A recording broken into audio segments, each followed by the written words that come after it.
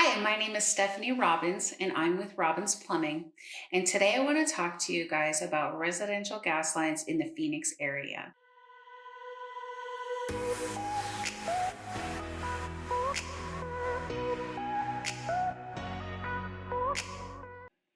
We get asked questions all the time about gas lines, and rightfully so. Lots of people are trying to do remodels and things like that with the booming real estate market. So, I want to cover a couple of the common questions for you guys today, hopes that I can answer them for you and help guide your process. So, one of the first questions that we get, and it's every day, is can I add a gas appliance to my existing system? One of the most common ones is I want to add a gas dryer next to my water heater. And people assume that we can just tie into the gas line next to the water heater. That's not the case. So, gas lines are sized very specific when they're installed. It's a bunch of graphs, charts, it's 58 pages of the Uniform Plumbing Code Book just in sizing gas lines. So, they're sized based on the length of the run, the usage, so what the appliance needs. So, let's say a dryer is 20,000 and the water heater is 55,000. If the gas dryer wasn't there to begin with, it wasn't part of that equation. So that gas line is only sized for 55,000 BTUs.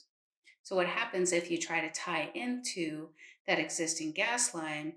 Every time you turn on the dryer, it's going to withdraw from that system 20,000 BTUs. So what that does is take 20,000 BTUs away from the water heater. So now you're trying to operate a water heater that requires 55,000 BTUs on 35,000 BTUs. So the water heater gets starved of gas. It won't operate effectively. A lot of times the pilot can go out, that kind of thing. The other thing that can happen is, let's say the water heater's firing and you try to turn on your gas dryer, it doesn't have enough BTUs to run and dry the clothes. So both appliances aren't going to operate the way they're supposed to. So it's not something that you do on an existing system is tie into. And the other reason, let's say that the system is sized enough to add 20,000 BTUs. Well, the system still has to be put under test. You need a permit, you put the whole system under test. Older systems, they've been around a couple of days. It's only been operating on a quarter to a half PSI for however many years it's been running. Well, to pass inspection, it has to hold pressure at 10 PSI. So what we see happen is that system goes under test and leaks that weren't there are all of a sudden there because of that pressure all of a sudden put on that line. So you end up having to chase down gas leaks now that weren't there before. And that is not a fun experience. It's not a cheap experience.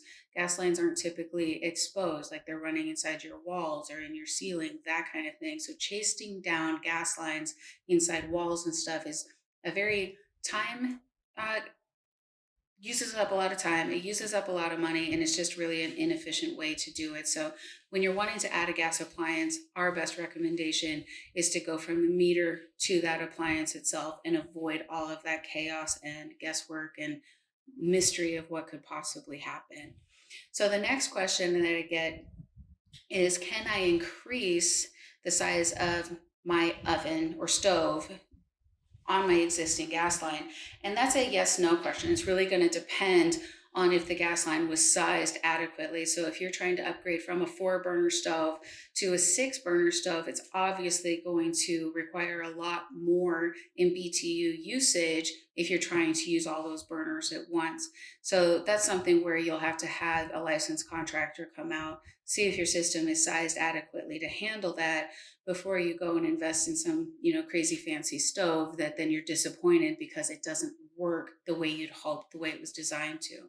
So another question that I get is, do I need to have a gas permit if I already have gas on my property? And the answer is unequivocally, absolutely yes. Even if you're having a licensed contractor like Robbins Plumbing do the gas line, you need to pull a permit. So one, the city's going to require it. Two, your life and property could depend on it. Our technicians are amazing and fabulous. And granted, we've never failed a gas inspection, but I always pull one. And that's because humans are human and they're infallible. So it's always important to have that second set of eyes that all their job is to make sure things are done right.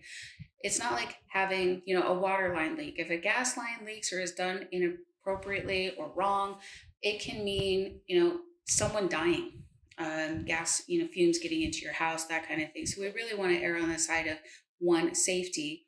But the other thing that can happen, and I see it happen pretty often, is a permit wasn't pulled, the house gets sold, and now there's this whole chaos, and the job has to get redone anyway, up to code, that kind of thing. So just always pull a permit, always pull a permit when you're doing any kind of gas line extension, repair, new line, that kind of thing. Always pull a permit. The other question that I get is, do I have to increase the size of my gas line or replace my gas line to convert to a gas tankless water heater? And this answer is yes and no, but it's 100% dependent upon what gas tankless water heater you chose. So there are models and brands on the market now that are really geared toward and have done an incredible job of marketing towards those of us who have an existing tank, but we want to convert to tankless. So before it was kind of hard to convert to tankless, you had to have it when you built your house. But these manufacturers have done an incredible job of changing the way that it pulls gas into the system. So they're called condensing units. And those units typically, so you've got Navy and Renai are two of the top brands that we install, and they're designed to be basically their remodel kits. So you can go from a tank to a tankless without a ton of customization.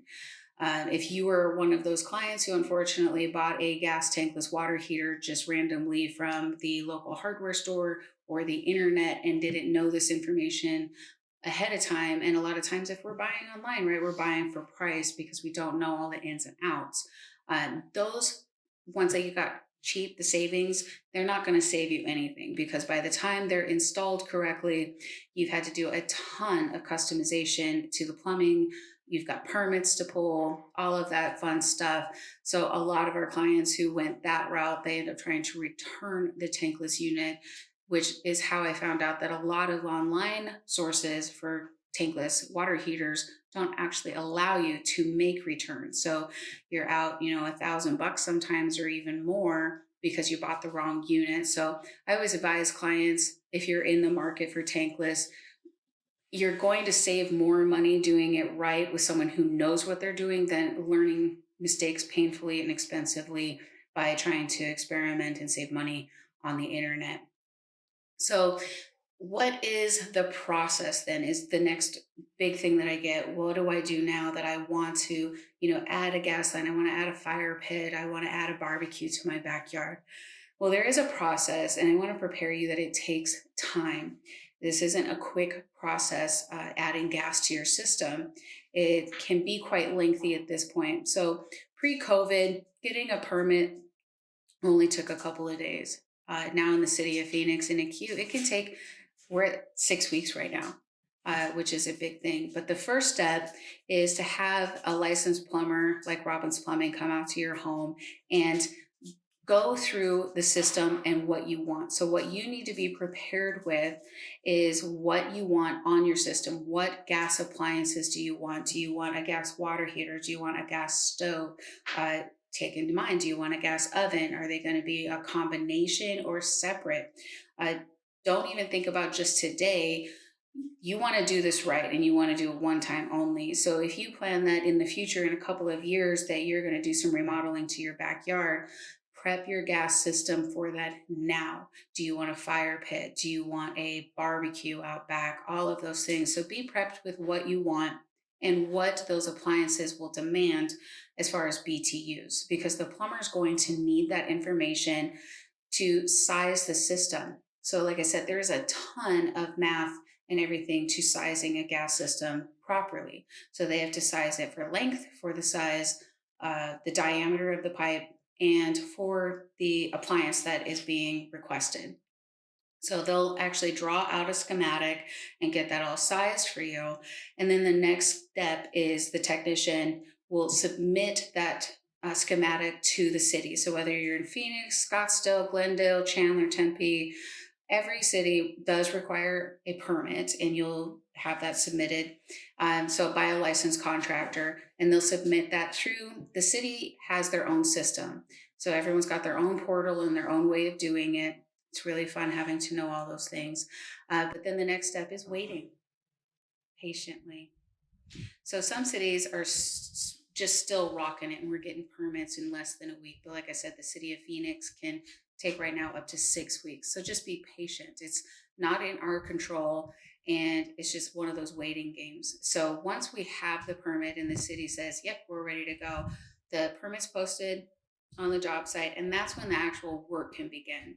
So, however, the gas line was being run based on your specific situation, because each gas job is custom. Even if you have a neighbor and their house is similar to yours, they're going to have different needs, and the gas system is going to be different, based on, do they want it to run up and overhead, or do they want it to run along the wall, or do they want it buried, or their driveways in the way, that kind of thing. So it'll get installed based on that original consultation that you had, and what the city has agreed is up to code. Then the next step is getting the system under test. So, like I said before, while the gas line is only going to use a quarter to half psi to run the system, it's going to get tested under 10 psi. So while the inspector's there, the system has to hold 10 psi for 15 minutes. Doesn't seem like much, but the thing is, we actually put the system under test when we're done, call it in for inspection the next day. So it holds that 10 psi for typically 24 hours before the inspector's out there. So a lot of times you'll find that the plumber will come back out the morning of the test to make sure it's holding the exact pressure, because the ambient temperature around a gas line can affect the pressure within. So it can expand a lot during the summer. We had once an apartment complex that we were putting under test, and it would expand so much in the heat of the summer that we were blowing gauges and all kinds of crazy stuff. So we're like, fighting with the city to get that in the morning, not at noon when the peak of the sun is expanding the gas line. The same can be said when it gets cold overnight. That ambient temperature can drop the pressure from that 10 psi to 5. It doesn't mean anything's wrong with the gas line. It's just like an inflated balloon where you can see that ambient temperature brings it in or brings it out. If you put a hair dryer to it, it expands. So it's that same philosophy. So nothing's wrong with the gas line. But once the city comes out, they inspect it to make sure it was installed right. They're making sure it is holding pressure, and then they give us a green tag, and those are so pretty. But once that happens, then the technician will come back out, get everything connected, and fire everything up. If you're in a situation where you didn't have a meter installed and all of this was done to put in a meter, then Southwest Gas comes out and makes and connects the gas line to the meter, and they'll fire up an appliance and make sure everything works. So it is a process. It can take a couple of months. You just want to prepare yourself for that, but this isn't something that you want to figure out on your own. You definitely want to use a plumber that you trust, that's licensed, bonded, and insured, and has done a lot of gas work, because it is quite the process. So I hope I was able to answer your guys' questions today, at least the most common ones, and to give you an idea of what you can expect through the process, so you're not blindsided. A lot of times when I explain this to clients, they decide, I don't really want that gas oven as much as I thought. I think I'll just buy a new electric one, rather than make that huge investment. But that's the information that you need so that you can make an informed decision. Do I really want, to upgrade gas here, or do I want to just buy a new electric appliance? But only you can know that, for your home, what's most important for you guys. So of course, if you have any questions, or you'd like to schedule a consultation, or for us to, install a gas line for you, that's what we're here for. You can reach us at 623-486-4657, or you can reach us on our website at robinsplumbing.com.